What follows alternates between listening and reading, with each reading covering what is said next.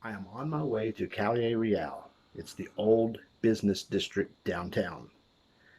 This was a video request from the forum on my blog. If you are not yet signed up for the blog and the forum, you should be. Link is down below. Anyway, yes, this was a video request. It sounded like a fun idea. I've been doing a lot of research online and I can find nothing about individual buildings. But there's a lot about the area, the street, the district. So we're going to go shoot some film. I'll talk our way through it. If you know any of the history of the individual buildings, please comment down below and let us all know. It's a cool part of town, a lot of neat old buildings, a lot of history. So let's go take a look at it. Have a good day and enjoy the show. From the main traffic circle downtown, you can pan around, you'll see Unitop there, the Chinese-Filipino Friendship Arch, and then the main street that used to be called Calle Real. First, some quick history. The Datus came from Borneo in the 1200s, and they purchased the lowlands of Panay Island from the Atis. They reigned for 300 years and made Iloilo a major shipping port because of the natural port and river. When the Spanish colonizers came, they continued this as a port, named this street Calle Real, which is Royal Street. These buildings came later, but it was still a major shipping and shopping area. By 1855, Iloilo was the biggest port in the Philippines and the premier province of the country because of all the economic activities. That didn't make it for long once everything started moving to Manila, and then Cebu started building up. Now things are finally coming back to Iloilo, so hopefully it will continue to grow and they can fix up more of these old buildings. The Americans won the Philippines during the Spanish-American War, and they came in for about a little under 50 years. They tried to be colonial, but the colonial period was over. Most of these buildings were built in the 1920s and 1930s during the American colonial period. Luckily, during World War II, Iloilo had some guerrilla warfare, but very little major conflict or bombing, because with the port and the business district, one side or the other would have blown this place up. It's unfortunate, but luckily Iloilo was spared much of the destruction of World War II, so these old buildings survived. 1946, the Americans gave the Philippines their independence. This continued to be a major shopping district and port, but much of the emphasis moved to Manila and Cebu, and this area kind of went downhill. In the last few years, they have tried to renovate much of it.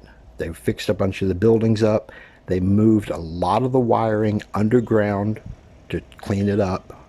That's lasted fairly well in the sections they did. For a while, they made Sundays pedestrian only. They blocked this off to traffic on Sundays. I thought that was very nice, but they only did that for a while and they stopped.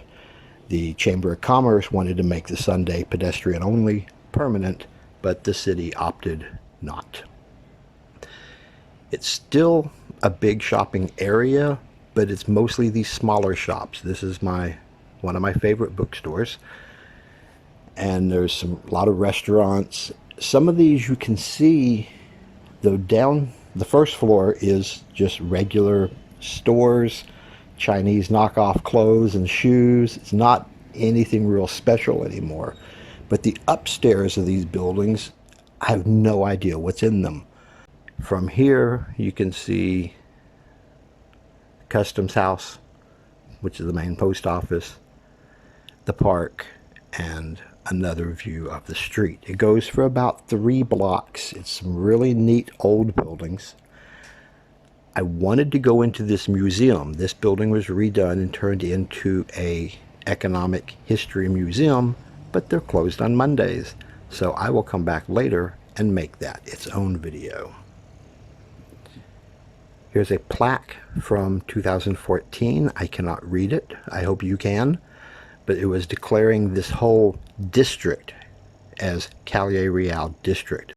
And what would a historic district be without a 7-Eleven with a plaque in front of it?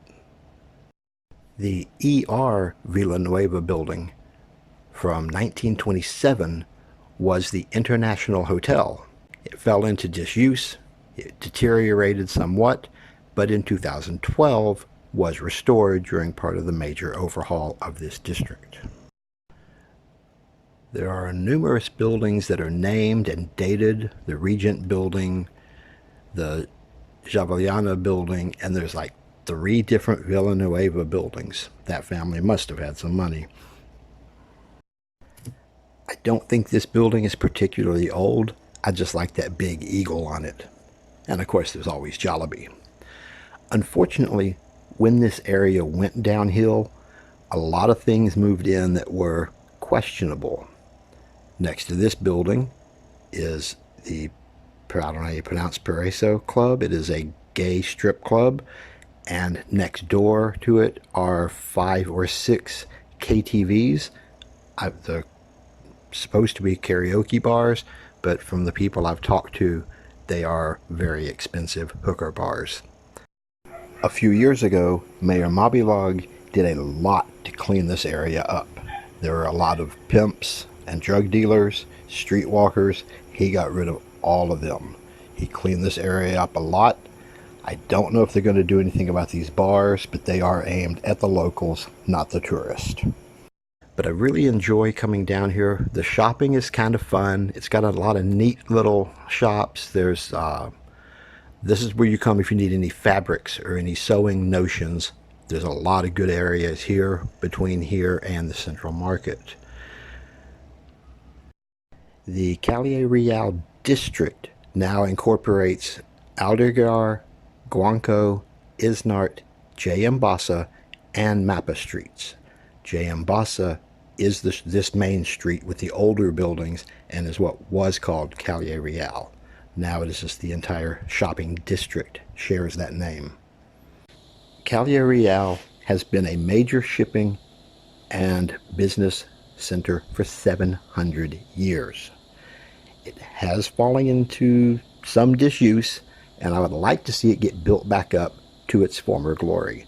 They have done a lot of repairs. They're doing a lot to fix the area up. I hope they continue to do so. The tourism board needs to come in here, I think, and really put in some nice shops, promote some businesses to come in here to attract tourists, which would bring money and allow them to fix it up more. I'll stay out of all of that because it's not my concern, but I would like to see this area fixed up. That almost sounds like I'm getting political, so that's all I'll say about that because I know better. But these are some really nice buildings. I'm really surprised that this many buildings that are this old have stayed, and I really like to see it. I'm glad to see it getting fixed up. And if you make it to Iloilo, make sure and come down here and check out the buildings. Unfortunately, the shops aren't that spectacular, but the old buildings are really cool looking. It's a fun part of town. It's very lively. You got the river and the port right here next to it, so it's always something going on. And we come down here, I do a lot of my walks here because this is such a nice area to hang out in. Well, that was Calle Real. Really neat looking place. I wish I could have got more information on individual buildings. All I really found was that one international hotel. That was cool. But it was a neat area, 700 years of history. So Iloilo does have some fun stuff. Thanks for the video idea. I enjoyed it. It was a fun day. Enjoy your day in paradise.